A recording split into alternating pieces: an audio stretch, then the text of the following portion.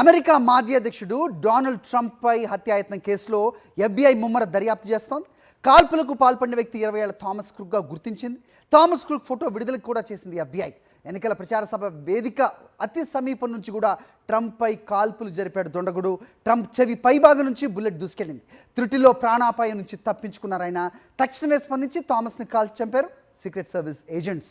స్కూల్లో చాలా రిజర్వ్డ్గా ఉండేవాడని తోటి విద్యార్థులు వెల్లడించారు. స్కూల్లో నేషనల్ మ్యాథ్స్ అలాగే సైన్స్ అవార్డు కూడా పొందాడని తెలిపారు. రైట్, ఇదే అంశంపై అప్డేట్స్ మా కరెస్పాండెంట్ వెంకటేష్ ఢిల్లీ నుంచి ఇస్తారు. వెంకటేష్, చెప్పండి. సో ముఖ్యంగా నిన్న జరిగిన పెన్సిల్వేనియా ఘటన తర్వాత రిపబ్లికన్స్కి గెలుపొందే ఛాన్సెస్, ట్రంప్ ప్రెసిడెంట్ అయ్యే ఛాన్సెస్ గణనీయంగా పెరిగాయి అనేది గణాంకాలు చెప్తున్నాయి. ఎలా చూడాల్సిన అవసరం ఉంది? ప్రస్తుతం థామస్ గురించి కూడా మాట్లాడుతున్నారు. అతను చాలా మంచి స్టూడెంట్ అనేది కూడా మాట్లాడుతున్నారు. ఏం జరుగుతోంది? అప్డేట్స్ ఏంటి? అమెరికా మాజీ అధ్యక్షుడు డొనాల్డ్ ట్రంప్పై జరిగిన హత్యాయత్నం కేసులో FBI ముమ్మరంగా దర్యాప్తు జరుపుతోంది. ఇప్పటికే ఈ కాల్పులకు పాల్పడినటువంటి వ్యక్తిని థామస్ క్రూక్గా గుర్తించింది. 20 ఏళ్ల వయసున్నటువంటి వ్యక్తి. ఈయన రిపబ్లిక్ పార్టీ మద్దతుదారుడని కూడా చెప్తున్నారు. దీనికి సంబంధించినటువంటి ఇంకా వివరాలపైన దర్యాప్తు కొనసాగుతున్నటువంటి పరిస్థితి. చాలా రిజర్వ్డ్గా ఉండేటువంటి స్టూడెంట్.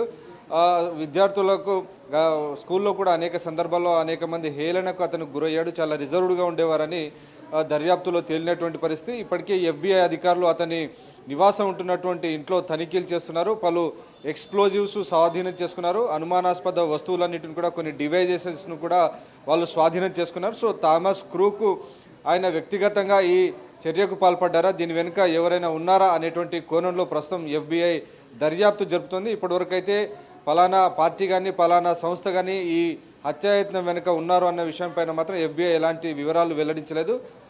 నిన్న జరిగినటువంటి ఈ ఘటనపైన ఇమీడియట్గా స్పందించినటువంటి సీక్రెట్ సర్వీస్ ఏజెంట్స్ అతన్ని నేరుగా కాల్చి చంపినటువంటి పరిస్థితి. అయితే ఈ సందర్భంగా కొన్ని కీలక ప్రశ్నలు సీక్రెట్ సర్వీస్ ఏజెంట్స్ పైన వస్తున్నటువంటి పరిస్థితి.